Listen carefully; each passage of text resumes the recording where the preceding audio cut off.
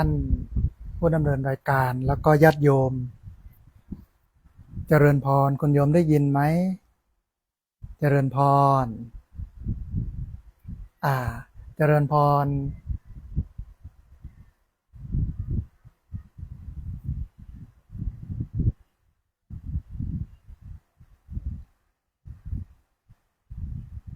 เจริญพรวันนี้จะนำเรื่องของโลกธรรม8คือธรรมที่อยู่คู่โลกที่เราจะต้องประสบพบเจอแล้วก็จะมีอยู่2ฝั่งหนึ่งเป็นฝั่งที่ชอบใจแล้วก็ฝั่งหนึ่งเป็นฝั่งที่ไม่ชอบใจแต่ว่าเราก็ต้องอยู่ให้ได้กับทั้ง2ฝั่งนี้นะฮะในวันนี้เนาะคุณโยมท่านผู้ดำเนินรายการตลอดจนถึงญาติโยมท่านผู้ฟังในวันนี้จะพูดถึงเรื่องของโลกธรรม8คือสภาวะหรือว่าเรื่องราวธรรมดาสามัญของโลก8ประการที่เกิดขึ้นแล้วก็หมุนเวียนอยู่คู่กับชีวิตของสรรพสัตว์ทั้งปวงไม่ว่าจะเป็นใครก็ตามไม่สามารถที่จะหลีกหนีจากโลกธรรม8นี้ได้นะฮะแก่นแท้ของคำสอนนี้เนี่ยก็คือให้เรานั้นฝึกใจให้มีสติแล้วก็มีปัญญารู้เท่าทันสภาวะเหล่านี้ตามความเป็นจริงเพื่อให้จิตใจนั้นมันตั้งมั่นจิตใจนั้นมันมั่นคงไม่หวั่นไหวไปตามกระแสโลกหรือว่าไม่ขึ้นไม่ลงหรืออาจจะพูดอีกอย่างหนึ่งว่ายามขึ้นก็ไม่หลงยามลงก็ไม่ท้อแต่ว่าช่วงนี้ใจของหลายคนเนี่ยไม่ขึ้นลงไปตามเศรษฐกิจถึงแม้น้ำมันจะขึ้นแพงแต่ใจก็ลงใจก็ลงไม่ขึ้นตามน้ำมันเพราะฉะนั้นเรื่องของโลกธรรม8เนี่ยเป็นเรื่องที่น่าศึกษาน่าเรียนรู้เป็นอย่างมากนะฮะโลกธรรม8ก็คือธรรมที่อยู่คู่กับโลกที่เราจะต้องประสบพบเจอกันทุกคนนะฮะทีนี้ในโลกธรรม8เนี่ยจะแบ่งออกเป็น2ฝั่งหนึ่งเนี่ยคือสิ่งที่น่าปรารถนาถ้าเป็นความคิดของคนทั่วไปก็คือสิ่งที่ชอบใจที่เรียกว่าฝ่ายอิทธารมณ์ซึ่งเป็นสิ่งที่น่าปรารถนาก็มีอยู่4อย่างแล้วก็จะมีอีกฝั่งหนึ่งซึ่งเป็นฝ่ายของอนิถารมณ์คือเป็นสิ่งที่ไม่น่าปรารถนาอันนี้ก็อีกฝั่งหนึ่งฝั่งละ4รวมกันก็เป็น8นะฮะทีนี้เราลองมาดูฝั่งของอิทธารมณ์คือฝั่งที่น่าปรารถนาน่าประสบพบเจอน่าจะอยู่กับมันอย่างเงี้ยเนาะมีอยู่4อันแรกมีลาภมีลาภก็คือการได้มาซึ่งผลประโยชน์การได้มาซึ่งทรัพย์สินเงินทองการได้มาซึ่งสิ่งของหรือว่าสิ่งที่ตัวเองต้องการไหลหลั่งเข้ามาถ้าใครกำลังประสบพบเจอกับเหตุการณ์นี้อยู่ก็คือเงินทองไหลมาเทมาเนี่ยอันนี้เขาเรียกว่ามีลาภอันที่2มียศมีตำแหน่งคือการได้รับตำแหน่งที่มันสูงขึ้นได้รับการยอมรับนับถือได้รับอำนาจได้รับเกียรติยศแล้วก็ได้มีชื่อเสียงในสังคมซึ่งวันนี้เราจะเห็นยูทูบเบอร์ที่ไม่ปรากฏในหน้าจอทีวีแต่ไปปรากฏบนจอโทรศัพท์ก็มีความดังหรือมียศเหมือนกันกับดาราจอแก้วอันนี้ก็คือการได้ยศได้ตำแหน่งอีกอันนึงก็คือสรรเสริญเนี่ยคือการได้รับคำชื่นชมได้รับการยกย่องแล้วก็การสดุดีในคุณงามความดีหรือว่าผลงานที่ผู้อื่นชื่นชมเราแต่ว่าสรรเสริญเนี่ยในประเทศไทยเนี่ยอาตมาภาพมองแล้วว่าอาจจะมีน้อยอาจจะมีน้อยเพราะว่าคนไม่ค่อยสรรเสริญกันเหมือนกับธรรมะที่พระพุทธเจ้าสอนให้ทุกคนยินดีพอใจกับการทำดีหรือว่าการได้ดีของคนอื่นเรามักจะไม่ค่อยทำธรรมะข้อนี้ คือมันติดอะไรสักอย่างหนึ่งนะเขาเจริญรุ่งเรืองเขาดีงามถ้าเป็นเพื่อนร่วมงานเราก็จะมองว่าอาจจะเป็นคนที่ใกล้ชิดเจ้านายไหมนะอาจจะเป็นคนที่ชอบครับพี่ดีครับผมเหมาะสมครับท่านไหมประมาณนี้นะ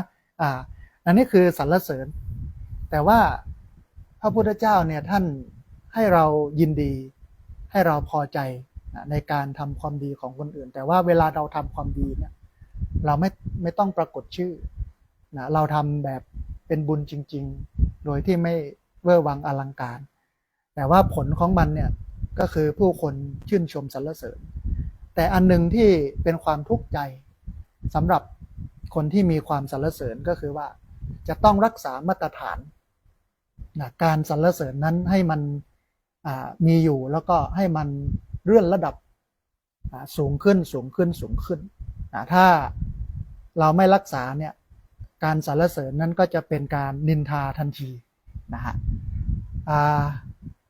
อันสุดท้ายเป็นเรื่องของสุขก็คือความสบายกายความสบายใจความเบิกบานใจความรื่นเริงใจเหมือนกับครูบาอาจารย์หลายท่านที่บอกว่ารื่นเริงบันเทิงใจเป็นกำไรของชีวิตวันไหนที่หงุดหงิดเป็นชีวิตที่ขาดทุนอันนี้คือฝ่ายอิทธารมก็คือโลกธรรมที่มันน่าปรารถนาถ้าเรามองฝ่ายอิทธารมทั้ง4ข้อนี้อาตมาเชื่อว่าเป็นสิ่งที่ทุกคนต้องการเป็นสิ่งที่ทุกคนอยากได้เป็นสิ่งที่ทุกคนอยากมีแล้วก็เป็นสิ่งที่ทุกคนอยากเป็นแต่ว่ามันไม่สามารถที่จะได้มันไม่สามารถที่จะมีมันไม่สามารถที่จะเป็นได้ทั้งหมดทุกคนนะฮะแล้วก็การมีการได้การเป็นไม่ว่าจะเป็นเรื่องของลาภยศไม่ว่าจะเป็นเรื่องของการสรรเสริญไม่ว่าจะเป็นเรื่องของความสุขเนี่ยต้องมาด้วยชอบต้องมาด้วยกระบวนการที่มันสุจริตและยุติธรรมถ้าได้มาด้วยความสุจริตยุติธรรมได้มาด้วยความชอบธรรมเนี่ยมันจะเป็นสิ่งที่เราภูมิใจแล้วก็เป็นผนังทองแดงกำแพงเหล็กป้องกันตัวเราไม่ให้เรานั้นตกไปสู่ในที่ชั่วตกไปสู่ในที่ที่มันไม่ดีแล้วมันเป็นปัญหาอันนี้คือฝ่ายอิทธารมฝ่ายที่เราอยากได้อยากมีแล้วก็อยากเป็นฝ่ายชอบแต่ธรรมดาคุณโยมท่านผู้ฟังไม่มีใครที่จะได้สิ่งที่ดีเสมอไปทุกคนต่างมีดีแล้วก็มีเสียมีดำมีขาวมีชั่วมีดีปะปนคละเคล้ากันไปธรรมะก็เหมือนกันเราจะปรารถนาเฉพาะสิ่งที่เป็นฝ่ายอิทธารมก็คือฝ่ายที่เราชอบฝ่ายที่เราพอใจอย่างเดียวไม่ได้จะมีลาภมีผลประโยชน์เงินทองทรัพย์สินเยอะมียศตำแหน่งเลื่อนลำดับขึ้นเรื่อยไม่มีติดขัดมีการสรรเสริญผู้คนชื่นชมยินดีแล้วก็มีความสุขกายสุขใจสบายกายสบายใจมันจะไม่มีแค่4เรื่องนี้มันจะมีสิ่งที่มันเป็นสิ่งที่ตรงกันข้ามที่เรียกว่าอนิจฐารมอนิจฐารมเนี่ยก็คือสิ่งที่มันไม่น่าปรารถนาเป็นสภาวะที่เมื่อเกิดขึ้นแล้วทำให้คนส่วนใหญ่รู้สึกไม่พอใจรู้สึกขัดเคืองใจรู้สึกเป็นทุกข์ไม่สุขเมื่อกี้เนี่ยฝ่ายอิทธารมก็คือสิ่งที่มันน่าปรารถนาน่ายินดีมันเป็นฝ่ายที่ทำให้เรานั้นมีความสุขแต่พอไปเจออีกฝั่งหนึ่งอีกฝ่ายหนึ่งอีกพวกหนึ่งความสุขนั้นมันจะลดลงทันทีทีนี้ฝ่ายของอนิจฐารมก็มี4ข้อเหมือนกันคุณโยมฝ่ายอนิจฐารมสิ่งที่ไม่ปรารถนามี4ข้อแรกก็คือเสื่อมลาภเมื่อกี้ได้ลาภ เมื่อกี้ได้ลาภสักการะมันก็เลยเสื่อมลาภก็คือการสูญเสียผลประโยชน์สูญเสียทรัพย์สินหรือว่าสิ่งที่เคยได้มาเนี่ยมันต้องหมดไปสิ้นไป อันนี้คือเสื่อมลาภเมื่อกี้ยังมีความสุขเพราะว่าได้ลาภแต่พอเสื่อมลาภปุ๊บทุกทันทีนะเหมือนกันกับเรื่องของยศนะถ้าเป็นฝ่ายอิทธารมก็คือได้ยศได้ตำแหน่งได้เลื่อนขั้นแต่ถ้าเป็นฝ่ายของอนิทธารมก็คือเสื่อมยศเสื่อมยศนี่ก็คือการถูกลดตำแหน่งการหมดอำนาจการเสื่อมเสียเกียรติยศนะเราจะเห็นการเสื่อมยศเนี่ยกับนักการเมืองที่มีวาระ4 ปีนะถ้าปีนี้ถ้าเทอมนี้เนี่ยทำได้ดีก็จะไปต่อได้ในสมัยหน้านะแต่ถ้าสมัยนี้ทำไม่ดีหรือทำดีนะแต่อาจจะไม่ได้ไปเป็นสิ่งที่ชอบใจของพหุชนคนหมู่มาก อาจจะไม่ได้เป็นนะหรือหลายคนในยุคนี้สมัยนี้ได้เป็นรัฐมนตรีอันนี้ก็คือมียศ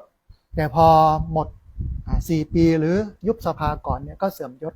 การเสื่อมยศเนี่ยจะเสื่อมอีกระดับหนึ่งก็คือเสื่อมตอนที่เกษียณอายุราชการนะตอนที่มีตำแหน่งแห่งหนมีอายุราชการอยู่เนี่ยผู้คนเข้าหานะโยมนะฝักขวักไขว่นะทางเนี่ยโล่งเตียนเลยทีเดียวแต่พอเสื่อมยศแล้วปุ๊บเนี่ยมันจะเงียบเหงามากเลยมันจะไม่มีใครมาหาไม่มีใครมาดูแลมาเอาใจเหมือนแต่ก่อนตอนที่มีตำแหน่งอันนี้ก็คือเสื่อมลาภข้อนี้ต้องระวังเรื่องของการเสื่อมลาภโดยเฉพาะผู้สูงอายุ60ที่เป็นข้าราชการเกษียณอายุตอนที่ทำงานทุกวันพอมาถึงวันเกษียณปุ๊บยังตื่นเช้าแล้วแต่งชุดราชการจะออกจากบ้านไปทำงานแม่บ้านเห็นแล้วบอกว่าพ่อบ้านจะไปไหนบอกว่าไปทำงานเอ้าเกษียณแล้วนะเมื่อวานอันนี้ก็คือเสื่อมยศหลายคนเนี่ยทนต่อการเสื่อมยศนี้ไม่ได้นำไปสู่การเป็นโรคซึมเศร้านำไปสู่การฆ่าตัวตายแต่ว่าวันนี้ในโลกมนุษย์เนี่ยเรื่องของการได้ยศแล้วก็เรื่องของการเสื่อมยศเนี่ยเป็นเรื่องที่มนุษย์ให้ความสำคัญแล้วก็มนุษย์ทุกคนเนี่ยต่างแสวงหายศต่างแสวงหาอำนาจเพื่อที่จะเอามาใช้เป็นเครื่องมือไม่ว่าจะเป็นเครื่องมือช่วยเหลือพี่น้องประชาชนไม่ว่าจะเป็นเครื่องมือในการสร้างความเจริญรุ่งเรืองให้กับตัวเองแต่พอเสื่อมลาภปุ๊บเสื่อมยศปุ๊บเนี่ยมันหมดทุกอย่างมันไม่สามารถจะทำอะไรได้เลยเนี่ยมันก็จะเป็นความทุกข์ประเภทหนึ่งนะฮะอีกอันหนึ่งก็คือนินทาคุณโยมนะนินทาเนี่ยคือการถูกตำหนิติเตียนการถูกว่ากล่าวหรือว่าถูกวิพากษ์วิจารณ์ในทางที่ไม่ดีไม่ว่าจะเป็นเรื่องจริงหรือไม่จริงก็ตามนะฮะในฝ่ายที่เป็นสิ่งที่น่าสรรเสริญในฝ่ายที่เป็นสิ่งที่น่าปรารถนาก็คืออิทธารมเนี่ยมันมีสรรเสริญตรงกันข้ามก็คือนินทาไม่มีใครบนโลกนี้ที่ไม่เคยถูกนินทานะพระพุทธเจ้าได้ตรัสไว้ว่านัตถิโลเกอนินทิโตไม่มีใครบนโลกนี้ที่ไม่ถูกนินทาคุณโยมลองดูพระแก้วมรกตในวัดพระแก้วสวยงามมากอยู่บนแท่นหลายคนก็มองว่าสวยงามนะเป็นศิลปะที่แกะสลักออกมาสวยงามแต่บางคนก็มองไม่สวย มองไม่งามนะคือเราเกิดมาพร้อมกับ2 ฝั่งคือฝั่งดีแล้วก็ฝั่งไม่ดีในเมื่อมีเรื่องของการสรรเสริญมันก็ย่อมจะมีเรื่องของการนินทาเพราะว่าบนโลกนี้เนี่ยคนรักเท่าผืนหนังนะคนชังเท่าแผ่นดินนะมันเยอะกว่าเสือเข้าแผ่นดินคนรักเท่าผืนหนังคนชังเท่าแผ่นดินเพราะฉะนั้นธรรมดามากว่าการนินทามันย่อมมีในทุกที่ประเทศไทยก็เป็นประเทศที่แปลกคือไม่กล้าประทะโดยตรงไม่กล้าพูดความจริงไม่กล้าพูดในสิ่งที่ไม่ชอบในสิ่งที่เป็น เครื่องอึดอัดใจไม่กล้าพูดแต่พอรับหลังปั๊บเนี่ยไปพูดไปพูดเหมือนกันกับการประชุมอาตมาภาพสังเกตโดยทั่วไปเวลาอยู่ในที่ประชุมไม่ค่อยพูดแต่พอเวลาประชุมเสร็จแล้วกลับออกมาก็มาคุยกันว่าก็มาคุยกันอันนี้ก็คือนินทาแต่ทีนี้เนี่ยในนินทานั้นพระพุทธเจ้าท่านสอนธรรมะไว้ดีมากพระพุทธเจ้าท่านตรัสว่าการนินทาของคนอื่นที่นินทาเราอย่ามองว่าเป็นเรื่องเสียหายแต่จงมองว่าเป็นเครื่องมือฝึกหัดขัดเกลาตัวเองและพระพุทธเจ้าได้พูดว่าคนที่มาตำหนิเราคนที่มานินทาเราคนที่มาว่าเราบอกเราเนี่ยอย่าไปมองว่าเขาเป็นคนที่ชังเราไม่ชอบเราแต่จงมองเขาว่าเป็นคนชี้ที่ซ่อนขุมทรัพย์เป็นคนชี้ที่ซ่อนขุมทรัพย์เพราะนั้นต้องชื่นชมเวลาใครนินทาเราเนี่ยเราอันแรกคือต้องชื่นชมตัวเองก่อนว่าเราก็ยังมีคุณค่าพอที่ให้คนอื่นได้นินทาถ้าเราไม่ดีไม่เด่นไม่ดังพอเขาก็ไม่เอาเราไปนินทาแสดงว่าที่เขาเอาเราไปนินทานั่นแสดงว่าเราก็อยู่ในระดับที่ใช้ได้นะพอสมควรแต่ทีนี้เนี่ยมองถูกต้อง มองไปลึกกว่านั้นอีกพระเจ้าท่านบอกว่าเราก็ต้องไปดูคำนินทาของเขาว่าเขานินทาว่าอย่างไรแต่อย่าเพิ่งโกรธแต่คนทั่วไปเนี่ยเมื่อถูกคนอื่นนินทามักจะโกรธมักจะโวยวายแล้วก็ฟุ้งซ่านโทสะจริตคือความโกรธมันก็พุ่งทะยานเนาะแต่พุทธศาสนาเนี่ยพระเจ้าท่านก็มองว่าความโกรธนั้นการนินทานั้นเนี่ยถ้าเขานินทาพูดในสิ่งที่มันถูกต้องเราเป็นแบบนั้นจริงๆพระเจ้าก็บอกว่าต้องยอมรับและเอามาปรับปรุงแก้ไขตัวเองนะฮะทีนี้ถ้านินทาแล้วมันไม่ใช่สิ่งที่เขาพูด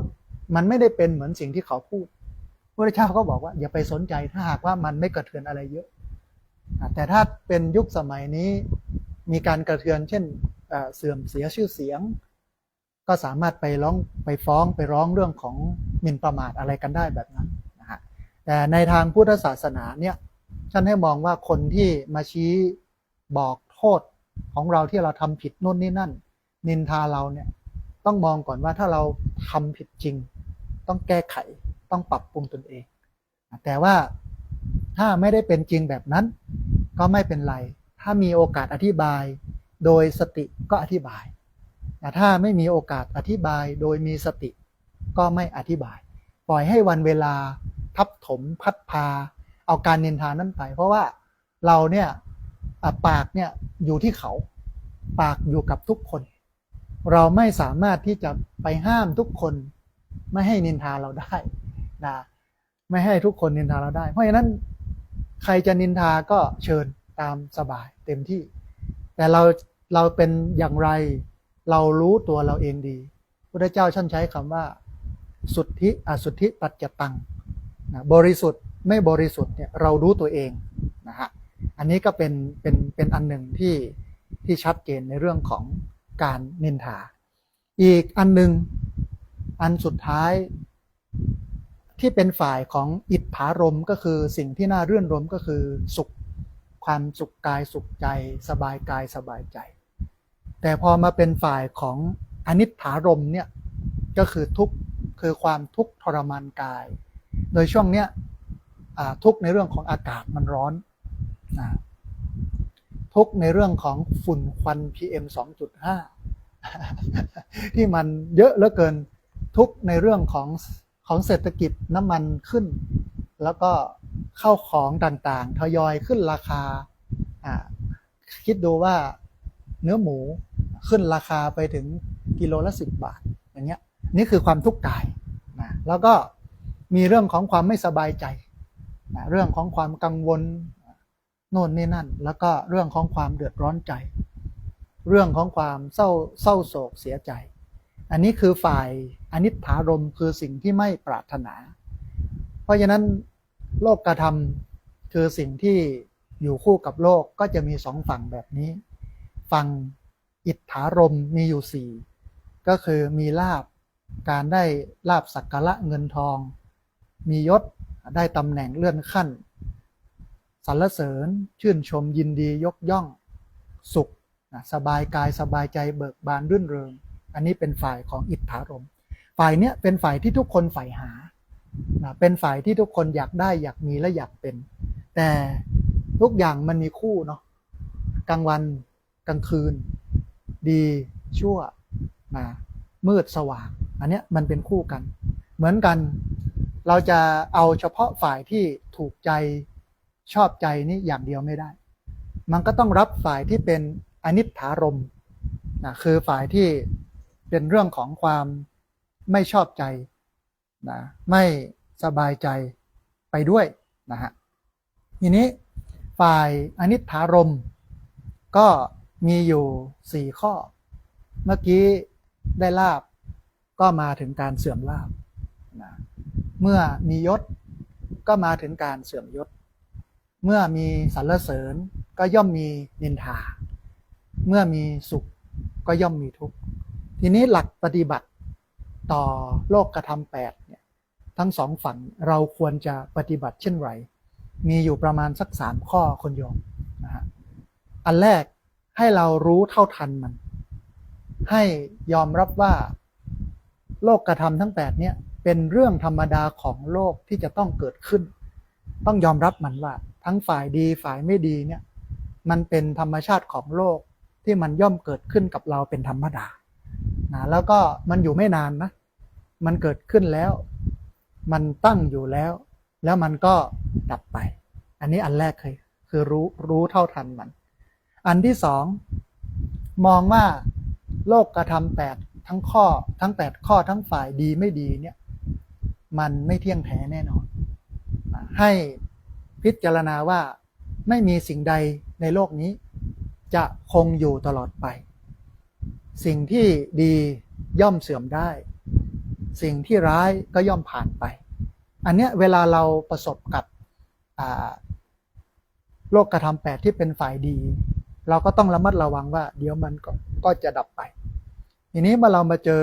โลกธรรม8ในฝ่ายที่ไม่ดีเราก็ต้องมองว่าไม่เป็นไรเดี๋ยวสักพักมันก็จะเปลี่ยนเป็นดีสลับสับเปลี่ยนกันไปข้อนี้ถ้าใครมีความอดทนที่สุด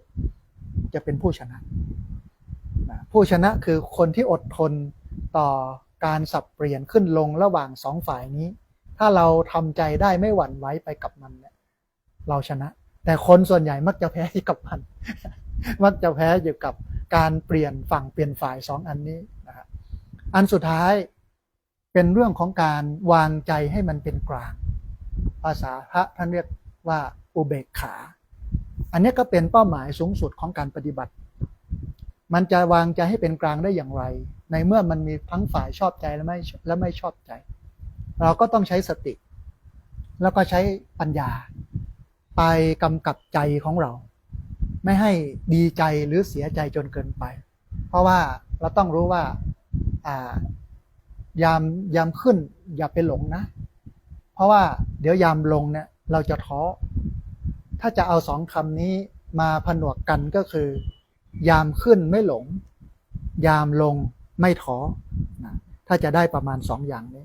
มันจะทำให้เราอยู่ได้กับโลกกระทำทั้งฝ่ายบวกและฝ่ายลบมีความสุขทั้งสุขและทุกข์มองว่าสุขทุกข์มันผัดเปลี่ยนหมุนเวียนกันไปมองเห็นเป็นสัจธรรมมองเห็นเป็นธรรมดาและไม่ยินดียินร้ายกับมันอันนี้เป็นเป้าหมายสูงสุดของพุทธศาสนาแต่ว่าถ้าใครยังไปไหลขึ้นลงอยู่กับโลกกระทำทั้ง2ฝั่งถ้าฝ่ายดีมาก็ขึ้นดีใจสุขไปฝ่ายไม่เป็นที่ชอบใจมาถึงปุ๊บก็ตกต่ำใจฟอดังนั้นแสดงว่าเราไม่สามารถจะฝึกจิตได้ดีพอที่จะระงับยับยั้งโลกกระทำฝ่ายดีและฝ่ายชั่วทั้ง8อันนี้ได้แต่ถ้าเราฝึกสมาธิฝึกขัดเกลาจิตใจด้วยศีลสมาธิปัญญาดีแล้วเนี่ยเราจะไม่หวั่นไหวทั้ง2ฝั่งขึ้นลงยังไงก็ปล่อยมันแล้วมองเป็นเรื่องธรรมชาติอันนี้คือสิ่งที่พุทธศาสนิกชนควรทำในวันนี้ก็ประมาณนี้ให้กับท่านผู้ดำเนินรายการแล้วก็ ญาติโยมท่านผู้ฟังได้ติดตามรับฟังในเรื่องของโลกธรรมทั้ง8ประการนี้นะฮะ